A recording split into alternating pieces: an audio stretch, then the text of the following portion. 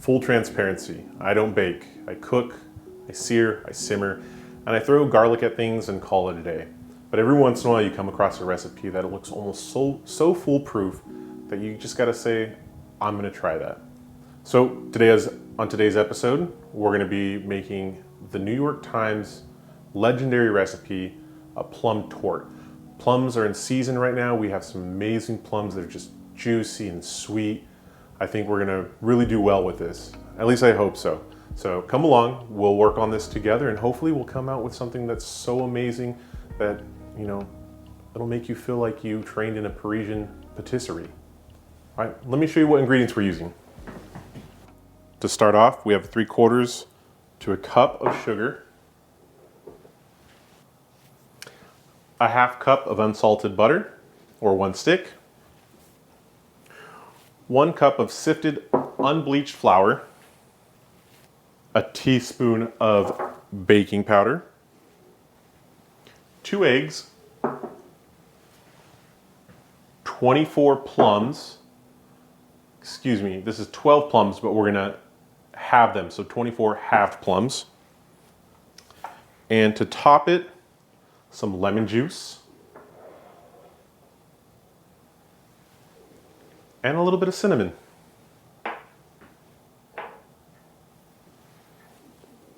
The first thing you want to do is get your oven ready. Turn your oven on and let it preheat to 350. I think the most tedious thing about this process is going to be having and pitting the plums. Let's head back down to the table and show you how we're doing that. Now, since our recipe calls for 24 halves of pitted plums, I'm going to show you the easiest way to have them. Now, you can see here's the pit of the plum, and it's not exactly spherical, but this gives us a good little way of cutting up our plums. And let me explain this to you. If you take a look at your plum at the very top where the stem's at, it has a little teardrop. You're going to place your knife along that teardrop and make sure that your knife is going down where you'll see where it almost wants to naturally split. What you'll do is you're going to come down to the pit and just follow just alongside it. Do that for both sides. Easy enough. And now you have 2 halves of a plum. Beautiful. Do that for the rest of them, and then I'll show you what our next step is.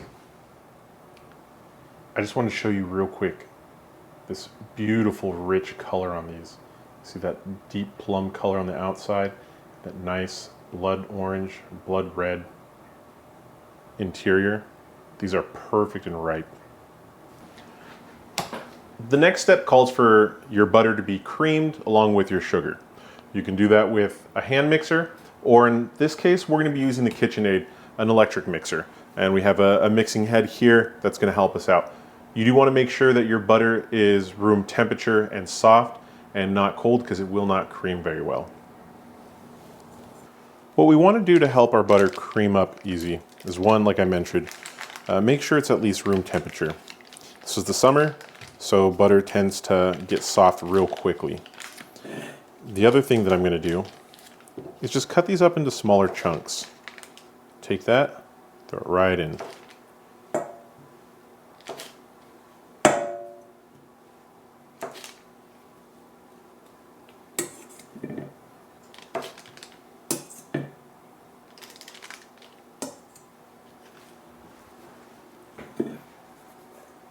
At this point, go ahead and add your sugar as well.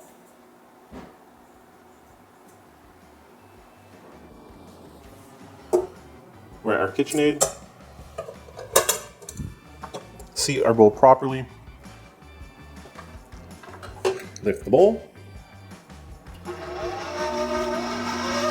And start creaming.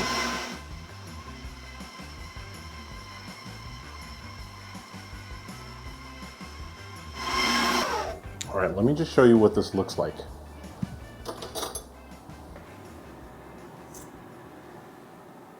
Very fluffy. The sugar is pretty well incorporated. That's what you want. Everything's nice and uniform. Now, while stirring, we can add in our other ingredients. All right, I am using kind of a small bowl. Let's hope that's not a mistake. I'm gonna use this little tool. This is just gonna help me be able to pour in all the rest of the ingredients. So let's start with a stir. Hold on, I'm gonna hold off on that just because it gets loud. We're gonna get everything close to our station and then we'll do it.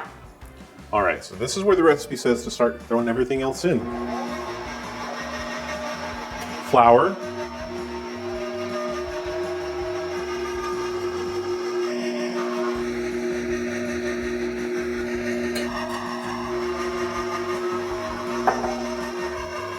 Baking powder. And our eggs.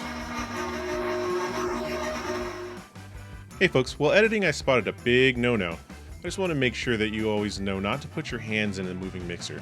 Use a spatula or something else instead. Want to make sure all our fingers stay intact. Let's stop it right there because I want to show you something. You see we have, let me turn the lights on, it might help out a little bit easier here. Okay, that extra light looks like it helps out.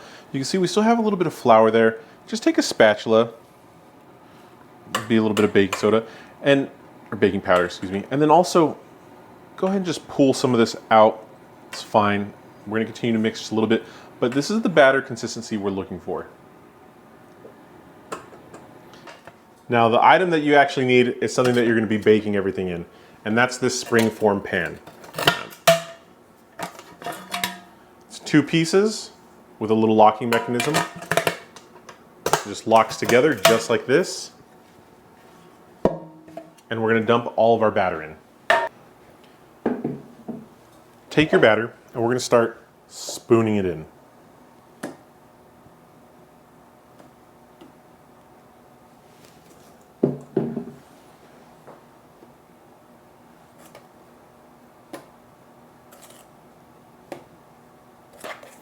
Now this is a 9-inch springform pan. The recipe calls for an 8-inch, a 9-inch, or a 10-inch.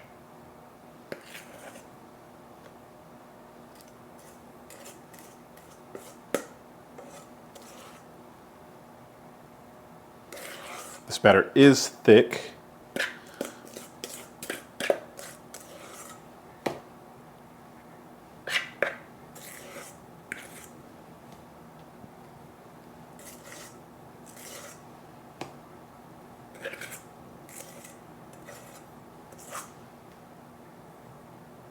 I'm just going to spread it evenly around. You want to be careful because you want it to stay creamy.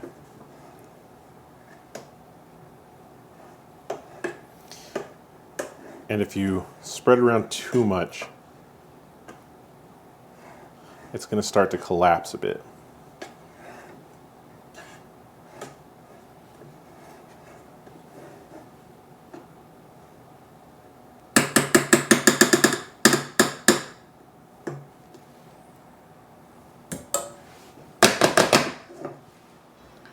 All right, let's add our plums. So one by one, we're going to add these skin side up. Just layer the plums all around.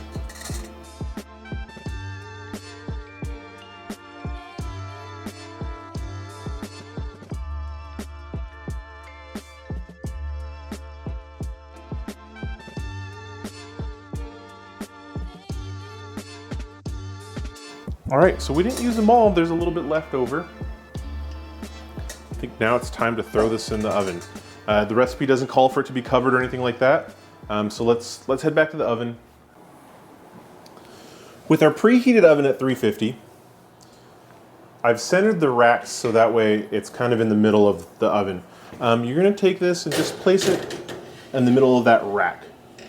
And you're gonna give it an hour, and in an hour, come back and take a look. All right, stay tuned. We'll be back in an hour. Guys, I made a big mistake. I forgot to sprinkle some cinnamon and lemon juice over the top of that. Luckily, we just put it in, so I'm gonna pull it out and do that now. All right, so let's fix that mistake real quick. We're gonna sprinkle in some cinnamon, just kind of coat everything a little bit.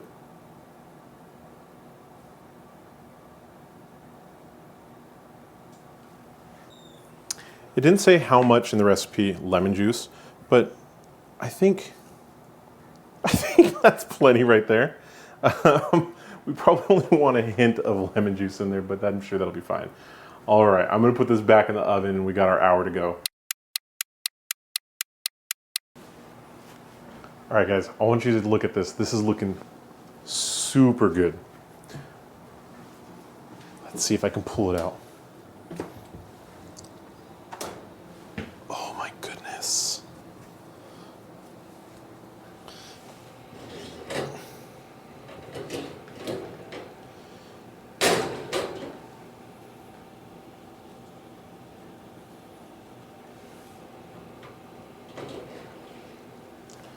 Can you guys see that?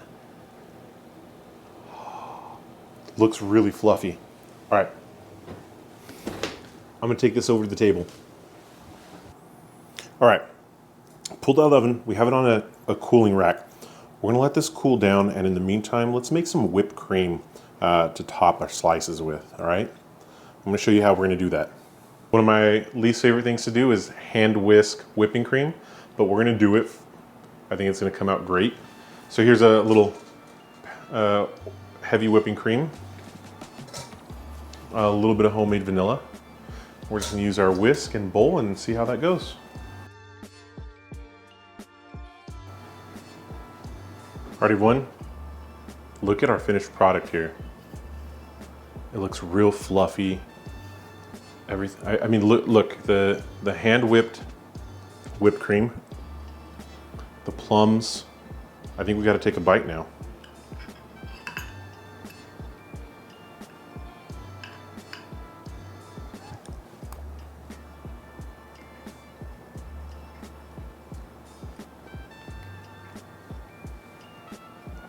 The hand whipped cream adds just another little touch that makes this whole thing.